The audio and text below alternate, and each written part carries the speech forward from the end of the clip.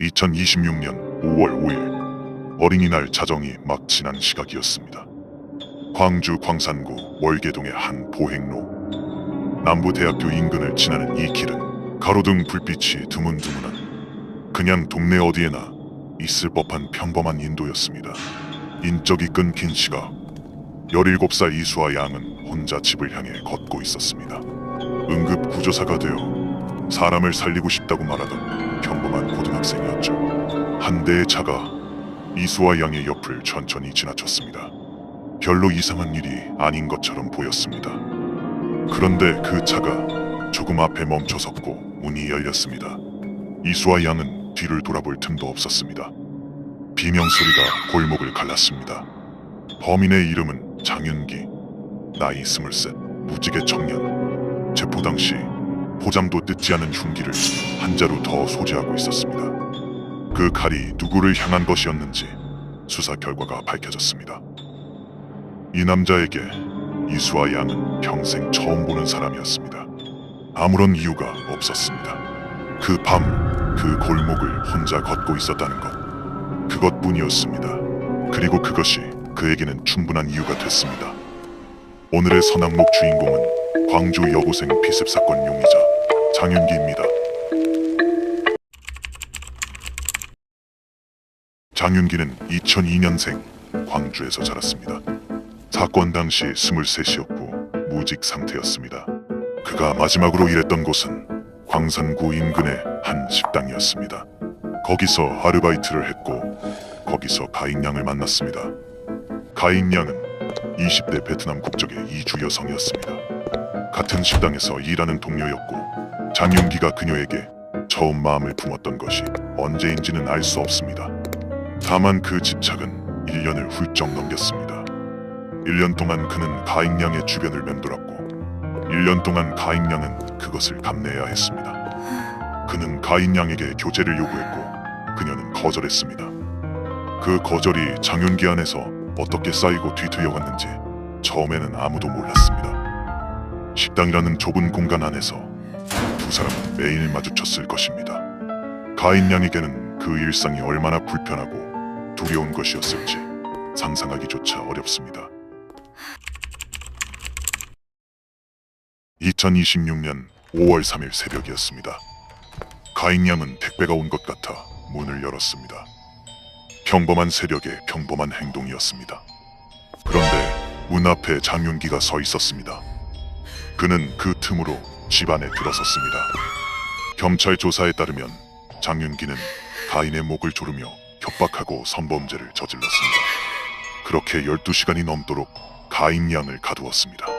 점심 무렵 두 사람은 함께 식당에 출근했습니다. 가인양은 그 자리에서 손을 떨며 누군가에게 도움을 청했습니다. 장윤기는 그 눈치를 챘습니다. 범행이 들켰다고 직감한 순간 그의 머릿속에서 무언가가 결정됐습니다. 오후 5시 장윤기는 철물점에 들렀습니다. 흉기 2점과 장갑을 구입했습니다. 포장도 뜯지 않은 칼 하나는 그대로 가방에 넣었습니다. 그 후 장윤기는 가인양의 집으로 향했지만 그녀는 이미 짐을 싸서 나서는 중이었습니다. 두 사람의 눈이 마주쳤고 가인양은 그 자리를 피했습니다. 같은 날 저녁 8시 가인양은 경찰에 스토킹 신고를 했습니다. 경찰은 장윤기에게 피해자의 의사에 반하는 행동을 하지 말라는 내용의 경고 문자를 보냈습니다. 그 문자가 장윤기에게 도착한 순간 그는 자신이 들켰다는 것을 알았습니다. 그는 쓰던 휴대폰을 도심 하천에 던져버리고 전에 쓰던 다른 공기계를 꺼내들었습니다. 검색창에 입력한 것은 하나였습니다. 경찰 위치 추적을 피하는 방법. 가인양은 경찰의 신변 보호를 받아 경북 칠곡에 사는 사촌 언니에게로 급히 몸을 피했습니다.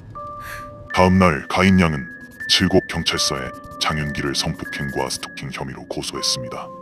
하지만 장윤기는 멈추지 않았습니다. 흉기를 품에 넣은 채 가인양의 집과 직장 주변을 배회했습니다. 30시간이 넘도록 찾아다녔습니다. 결국 찾지 못했고 그로 인한 분노는 쌓였고 극에 달했습니다.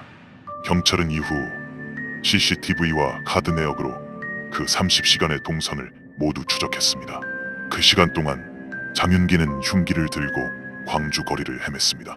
끝내 가인 양을 찾지 못하자 그는 다른 방향으로 시선을 돌리기 시작했습니다. 그렇게 5월 5일 자정이 지났고 다음에 일어난 일을 차마 당연하게 이야기할 수 없습니다.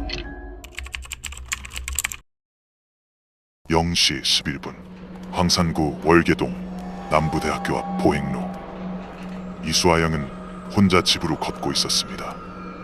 어린이날 밤이 저물어가는 시각이었고 골목은 조용했습니다. 그녀가 걷던 그 길은 CCTV가 없는 사각지대였고 행인도 드문 곳이었습니다. 장윤기는 이미 그 길을 차로 먼저 훑어봤습니다. 경찰 수사에 따르면 장윤기는 차로 약 1km를 천천히 뒤따라 약 15분간 미행하며 이수아 양의 이동 경로를 살폈습니다. 그리고 예상 동선보다 앞을 차로 앞질러 골목 초입 으슥한 자리에 차를 세웠습니다. 그렇게 이수아 양이 다가오는 것을 기다린 후 차문을 열었습니다. 이수아 양은 갑작스러운 상황에 비명을 질렀고 그 소리가 밤 골목을 가르고 나갔습니다. 근처를 지나던 17살 박준서 군이 그 소리를 듣고 즉시 그 현장에 뛰어갔습니다. 도와야 한다는 생각 하나로 골목 안으로 뛰어들었고 결국 그도 장윤기의 칼에 목을 찔렸습니다. 다량의 출혈이 흐르는 상태에서도 박준서 군은 지인에게 전화를 걸었습니다. 목이 제대로 움직이지 않는 탓인지 목소리가 심하게 떨렸습니다. 사람이 칼에 찔렸어. 도움 요청해줘.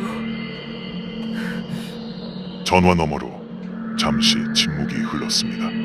지인은 처음엔 상황을 파악하지 못하고 되물었을 것입니다. 방금 전까지 멀쩡하게 연락하던 친구가 지금 피를 흘리며 그 말을 하고 있다는 사실이, 그 몇 초의 공백이 이 밤 골목에서 일어난 일에 무게를 담고 있었습니다. 자신이 찔린 사람이었는데도 박준서 군이 한 첫 번째 행동은 다른 사람의 구조 요청이었습니다. 장윤기는 범행 직후 인근 건물 화장실에서 천천히 꼼꼼하게 손을 씻었습니다. 차량과 흉기를 공원에 버렸고 혈흔이 묻은 외투는 무인 세탁소에서 세탁했습니다.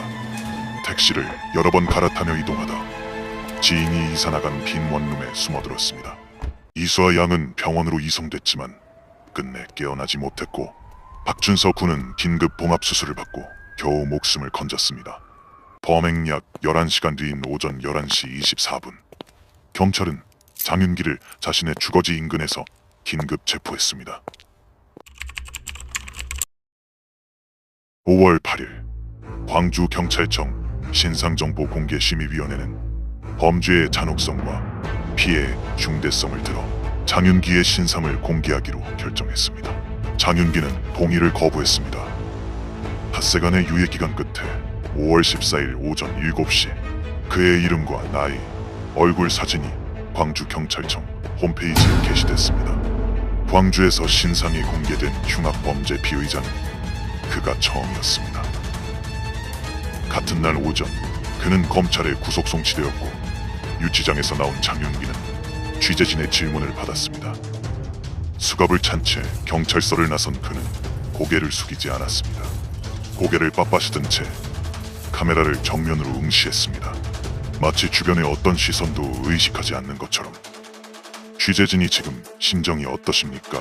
라고 묻자 그가 내뱉은 말은 짧았습니다. 죄송합니다.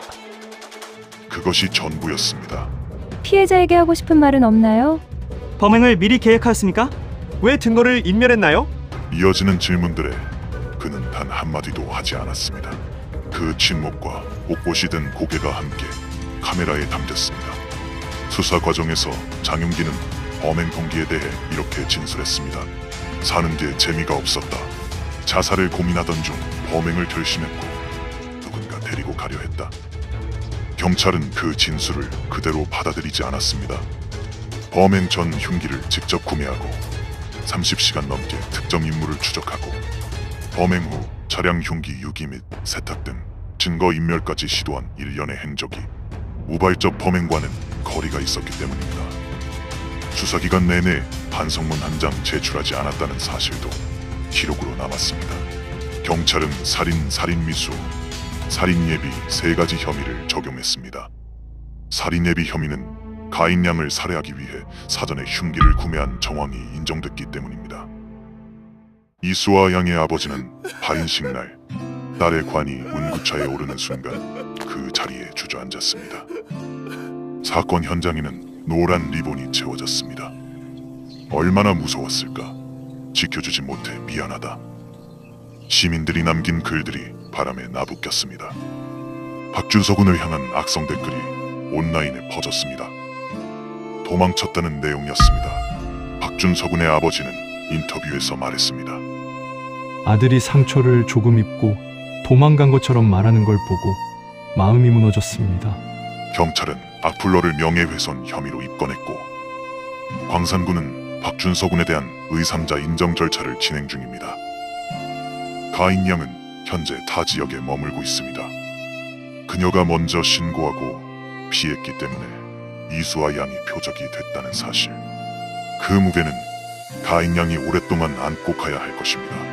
하지만 그 무게를 가인 양에게 지울 사람은 오직 장윤기 한 명입니다. 그 인도길은 지금도 그 자리에 있습니다. 남부대학교 인근의 그 보행로는 오늘 밤에도 누군가가 걷고 있을 것입니다. 가로등 불빛이 드문드문한 채로 이수아 양이 마지막으로 지나간 그 길 위로.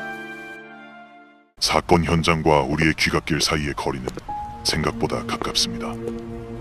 스토킹은 언제나 아는 얼굴에서 시작됩니다. 같은 직장, 같은 동네, 익숙한 이름. 그래서 더 말하기 어렵고 더 늦게 손을 내밀게 됩니다.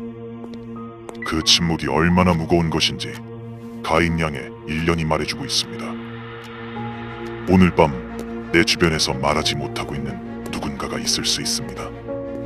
귀가 중에 불안함을 느낀다면 주저하지 마십시오. 112에 전화하고 안전한 공간으로 이동하고 주변에 알리십시오. 혼자 조용히 참아야 하는 두려움은 없습니다. 그 몇 초의 결심이 자신을 지키는 가장 빠른 길일 수 있습니다. 경찰의 경고 문자 한 통이 도착한 그 순간 장윤기는 멈추는 대신 분노를 키웠습니다. 시스템이 작동한 바로 그 순간이 또 다른 피해자를 만드는 방아쇠가 됐습니다. 그렇다면 우리는 이렇게 물어야 합니다. 신고는 분명 용기 있는 일이었습니다. 그런데 신고 이후가 충분했습니까? 피해자를 보호하는 일과 가해자의 분노가 다른 곳을 향하지 못하도록 막는 일. 우리 사회는 그 두 가지를 함께하고 있습니까? 판단은 여러분의 몫입니다.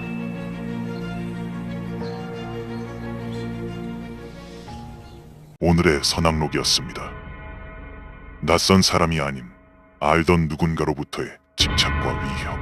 여러분은 주변에서 그런 신호를 본 적이 있으십니까? 혹은 그 말을 꺼내지 못하고 혼자 버텨온 경험이 있으십니까?